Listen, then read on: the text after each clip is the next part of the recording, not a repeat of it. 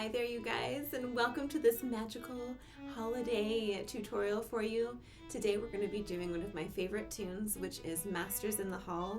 This is such a magical holiday, Yuletide, Christmassy, wintry sounding, medievally sounding tune. And I love it so much that I've been playing it on the harp recently, and there may be a harp tutorial that comes out eventually. But anyway, I wanted to just let you know that this is linked for you in your Patreon description. If you're watching this on Patreon, you're getting an early start on all of these holiday tunes. There's a link to 8 notes and the tune. There's also an attached picture of my scribbles with color coordinated fingerings and a little picture of the staff, which is going to appear on the page actually on our screen in a little bit. And if you're watching this on YouTube, hello, and you're just watching this later, and there's a link to 8 notes in the YouTube description for you. So let's jump in. This is going to be an easy tutorial, understanding the notes, reading the notes, key signatures, time signatures, rhythms, that kind of thing. So let me play this for you, and then we'll get into it.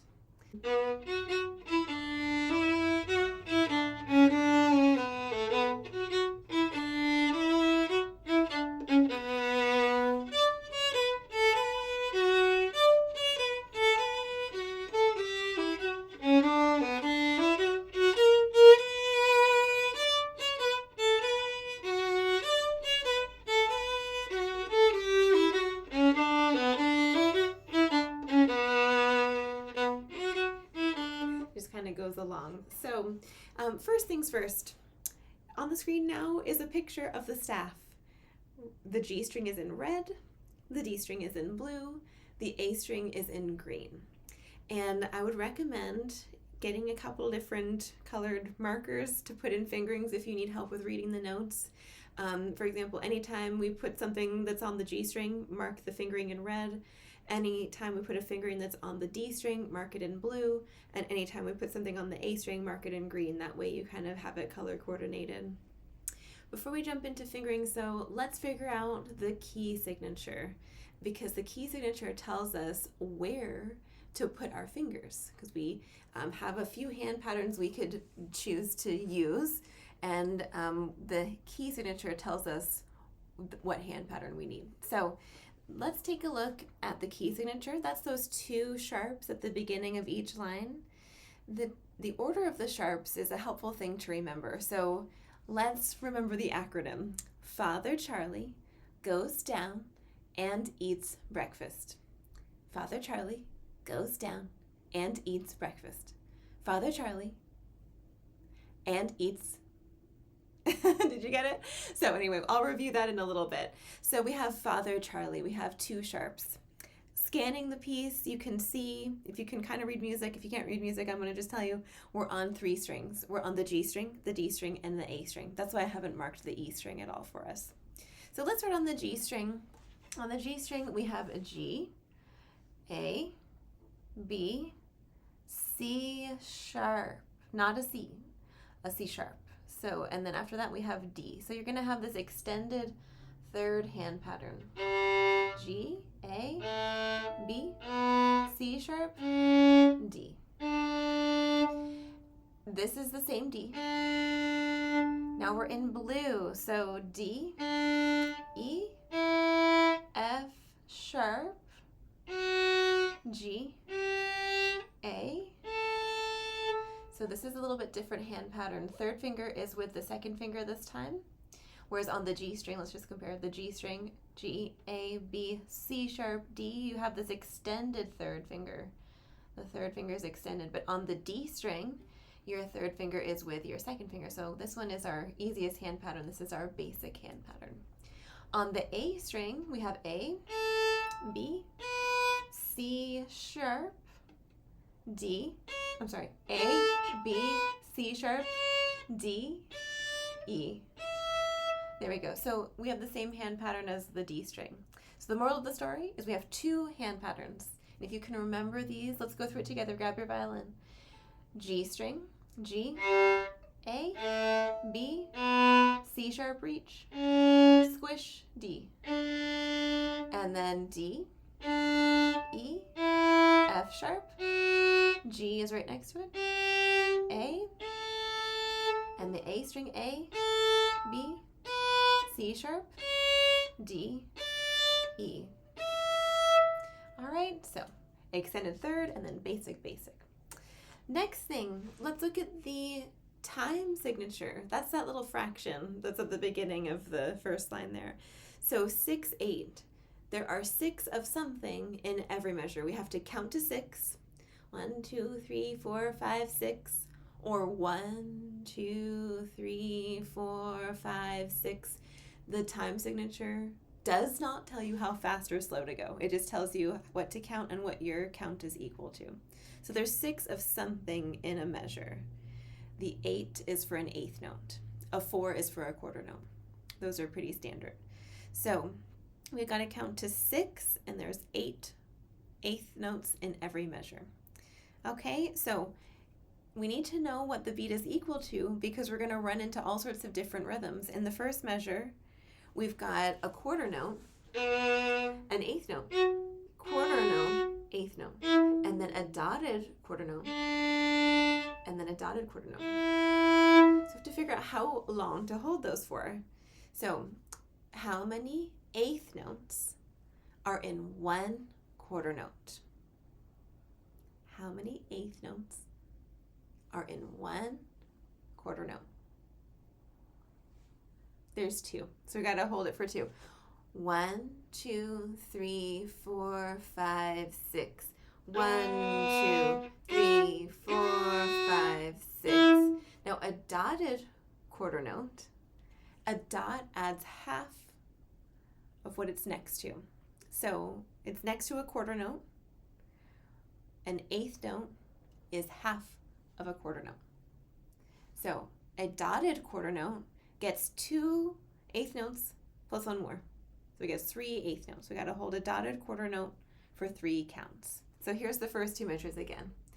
1, 2, 3, 4, 5, 6. 1, 2, 3, 4, 5, 6. Okay, so I'm going pretty slow, or I'm going moderate, I should say, but we could play it much faster. 1, 2, 3, 4, 5, 6. 1, 2, 3, 4, 5, 6.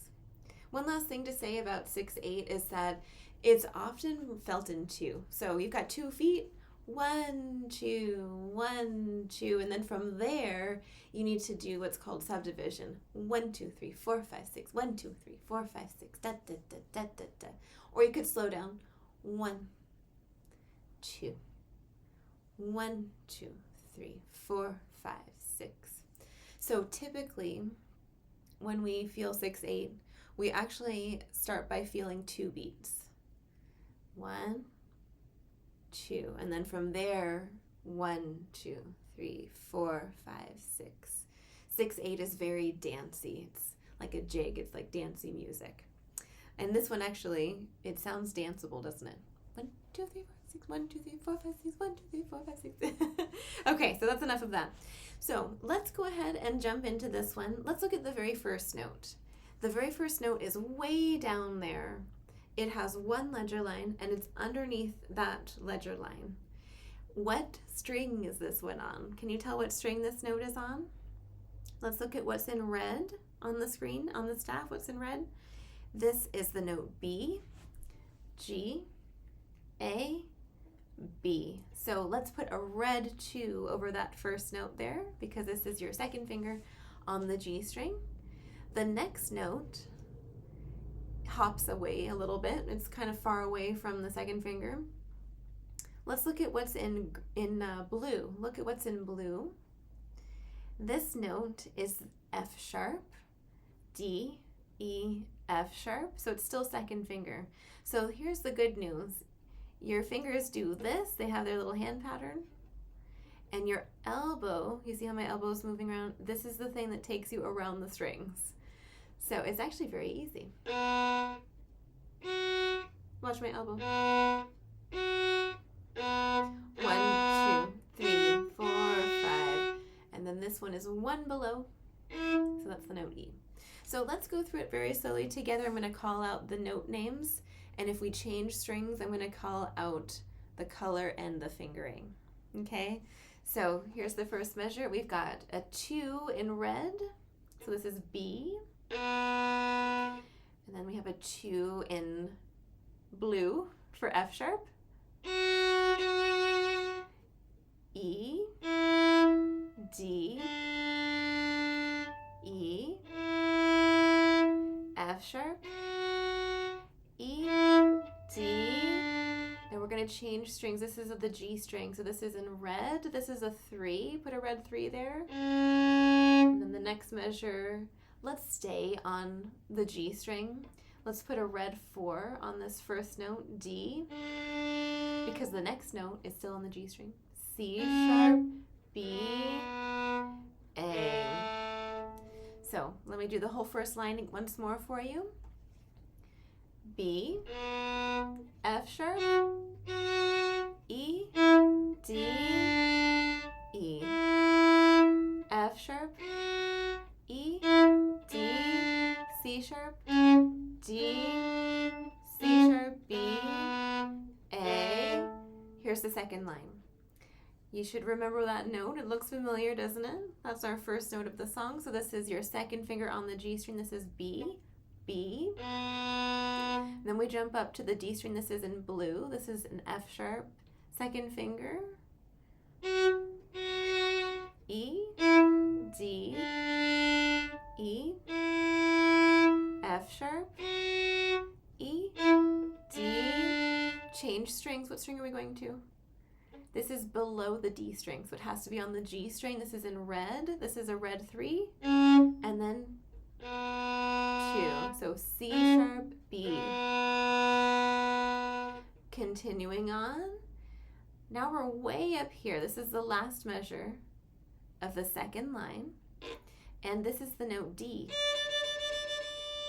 It's not this D. Why isn't it this D? Why is it this D? Take a look at the what is that color? Green. Look at the green range there. And you can see everything that's in green is on the A string. A, B, C sharp, D. So this note here is the third finger D. So let's put a green 3 on that starting note. D, C sharp, B, A. Here's the next line. This is measure 14. B. Now we have to cross strings. What note are we going to? What string are we going to? Is this on the A string still, or are we on the D string? We're on an F sharp. So that's a blue 2 there. Measure 15, we go back up to that high note, that D. This is a green 3. This is D. C sharp, B, A, B. And then what string are we on? We're not on the A string anymore. We got to go down to the D string. So we're in blue. A blue 2 for that one. F sharp. This is an A, but I'm going to use fourth finger because the next note is still on the D string. So F sharp, A with fourth finger, and then G, E, F sharp. This note is on the G string. This is a C sharp. Let's put a red 3 on that last note there, C sharp. This is D, but I'm going to use fourth finger. D, because the next note is still on the G string. B, and now we can do a blue D, a blue 0, because this one is on the D string, because the next note is on the D string. So that line was a little confusing. Let's go back to measure 14. I'm going to play it for you, and I'll just call out the names of the notes. So measure 14. B, F sharp, D, C sharp, B, A, B, C, I'm sorry, F sharp, A, G, E, F sharp, C sharp, D, B, D, E. Now here's line 4. This is measure 19. F sharp, A sharp. So when you sharp something, you're just raising it a half step. And a half step always sounds like the song Jaws. So here's A, here's A sharp. Listen for Jaws. So it's not, or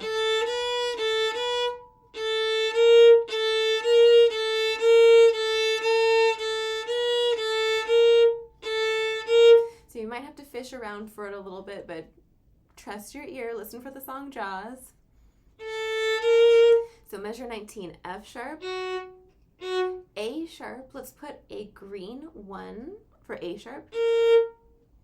And then B, slide first finger up to B. D, C sharp, B, A, B. Now we're on the D string. This is an F sharp. This is a blue 2, F sharp. Back up to the A string. What note is that one? It's that high note again. A, B, C sharp, D. So this is a green 3, D, C sharp, B, A, B. Gotta change strings. What string are we on? What string are we going to? We're on the D string. We're in the blue. So this is a blue 2. This is F sharp. I'm going to use 4th finger once again for A because the next note, G, is still on the D string. And then E, F sharp. Gotta cross to the G string. Let's put a red 3 on C sharp. D, 4th finger, because the next note is 2nd finger on the G string. It's still on the G string, so this is B. Here we're going to cross to open D, so put a blue 0, D, E, F sharp, E, D, C sharp. Listen for that Jaws, D, C sharp. It's kind of a tricky one. So anyway, D, red 3 for C sharp, and then B. So that was very tricky. Did you follow that? Are you brain fried? Let's see if there's anything else that we can kind of go over. So we've gone over the key signature, F sharp, C sharp. Father Charlie goes down and eats breakfast. Father goes down, eats. Did you remember it? Father Charlie goes down and eats breakfast. So we have F sharp and C sharp. That tells us our hand patterns, where the fingers go. And then we have our time signature, 6/8. We have to count to 6. And our beat is an 8th note. And that tells us how long or fast, not how fast, but how long the beat is, what the beat is equivalent to. So if we run into a quarter note, we got to hold it for 2 counts. If we run into a dotted quarter note, we got to hold it for 3 counts. If we run into an 8th note, it's just 1 count. When we're in 6/8, it's really into 1, 2, 3, 4, 5, 6. 1, 2, 3, 4, 5, 6. Let's talk about the actual tempo, the speed. So at the top it says a steady march. So it says a dotted quarter note equals 100. So here's 100. 1, 2, 1, 2. This is kind of like a march tempo. Now this is a dotted quarter note. How many 8th notes are in a dotted quarter note? There's 3. 1, 2, 3, 4, 5, 6. 1, 2, 3, 4, 5, 6. 1, 2, 3, 4, 5, 6. 1, 2, 3, 4, 5, 6. All right, so let me make sure this doesn't go to sleep here. There we go. 1, 2, 1, 2. Whoops, let's find the right string. 1, 2.